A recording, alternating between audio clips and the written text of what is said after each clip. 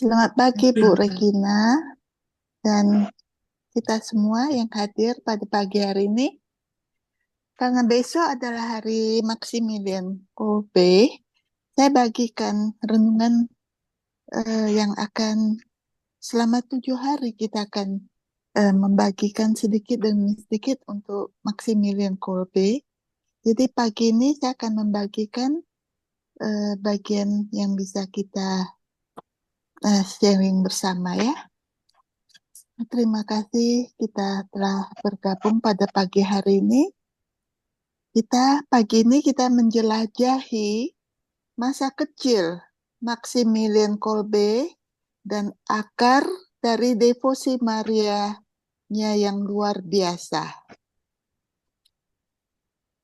Kita akan menyambungnya besok dengan cerita yang berikutnya ya. Jadi hari ini kita masuk dalam bab yang pertama, 2 mahkota. Hanya sedikit orang kudus yang telah dikaitkan dengan pengorbanan heroik daripada Maximilian Kolbe, dan itu bukan tanpa alasan.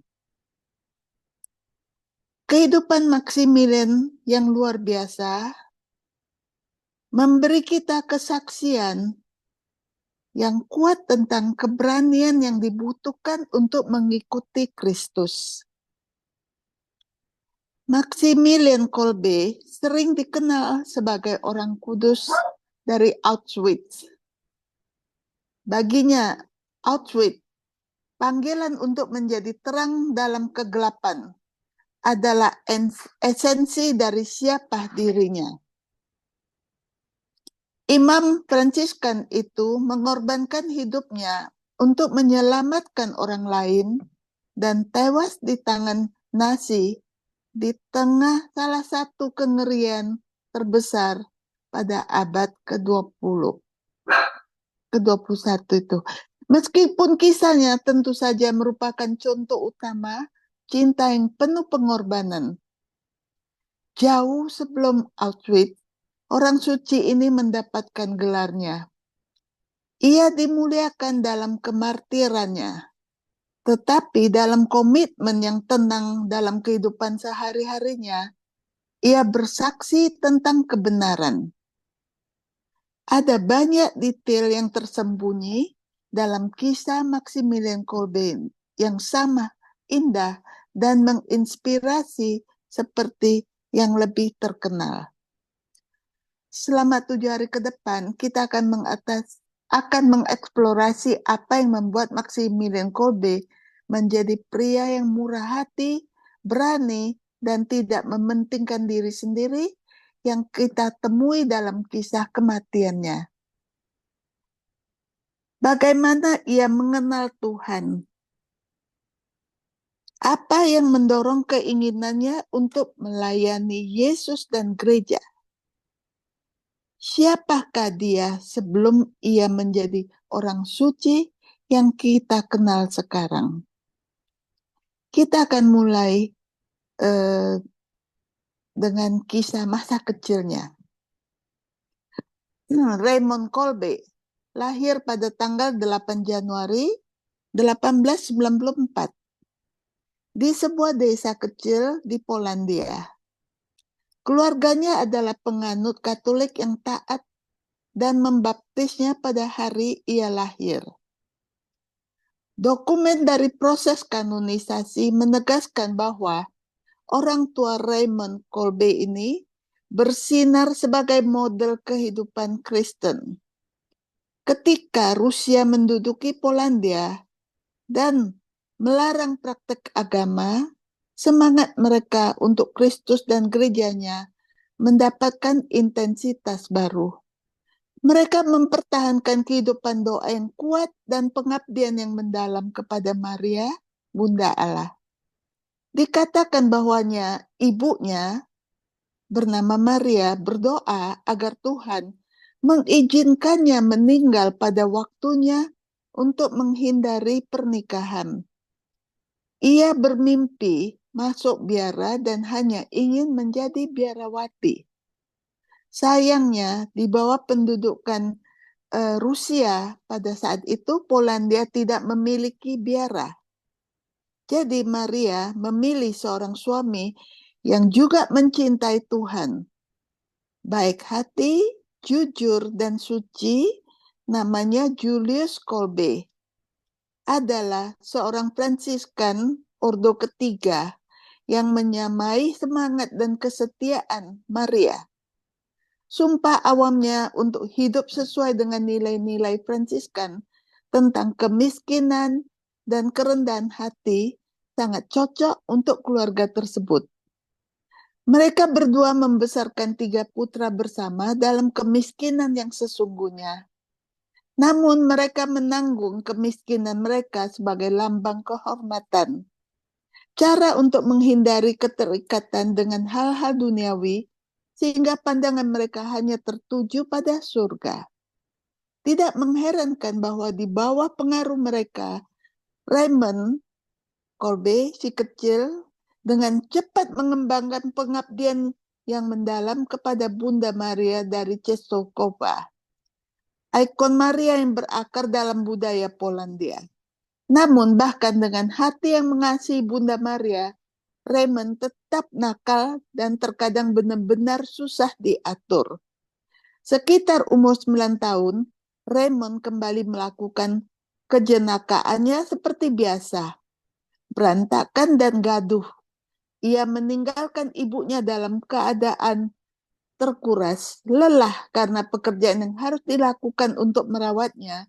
Ibunya menangis putus asa. Anakku, apa yang akan terjadi padamu?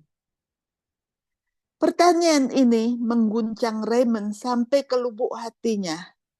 Khawatir dan bingung, ia berpaling ke ibu lainnya, yaitu Bunda Maria, yang ia tahu akan punya jawaban. Raymond berlari ke gereja, berlutut di altar di hadapan Bunda Maria, dan memohon padanya. Katakan padaku, apa yang akan terjadi padaku? Di depan matanya, Bunda Maria menampakkan diri kepadanya. Di tangannya ada 2 mahkota, satu putih dan yang lainnya merah. Mahkota putih menawarkan Raymond kehidupan yang murni, di mana ia akan suci dan tidak terbagi dalam pelayanannya kepada Tuhan. Mahkota merah berarti ia akan mati sebagai martir. Ia mengulurkan keduanya dan bertanya mana yang ia inginkan. Seperti banyak anak lainnya, Raymond tidak ingin memilih. Jadi ia berkata kepada Bunda Maria, aku ingin keduanya. Dengan penuh kasih, Bunda Maria menatapnya dan menghilang. Sejak saat itu, Maria, ibunya menyadari perubahan total dalam diri putranya. Anak yang tadinya sulit diatur menjadi saleh dan patuh. Emosinya pun mereda. Ia sering terlihat berlutut di altar keluarga yang didedikasikan untuk Bunda Maria. Ia begitu berbeda sehingga ibunya Maria sering bertanya-tanya apakah ia jatuh sakit. Itulah satu-satunya penjelasan yang dapat ia temukan untuk perjinakannya, untuk kebaikannya. Bahkan baru setelah ia menuntut untuk mengetahui apa yang mengubahnya, Raymond muda membagikan kesaksiannya kepada ibunya. Tatapan mata Maria yang lembut telah mengubah hati anak laki-laki kecil ini. Pengabdiannya kepada Bunda Maria akan mendorongnya untuk menjadi seorang pria yang berkomitmen pada cinta tanpa batas, siap dan rela mengorbankan semua yang dimilikinya demi kebaikan orang lain. Di bawah naungan Bunda Maria, seluruh kehidupan Maximilian Kolbe menggemakan kata-kata fiatnya. Jadilah padaku menurut perkataanmu. Dari buku Lukas bab 1 ayat 38. Sekarang mari kita beralih ke waktu untuk berdoa dan merenungkan untuk beberapa saat.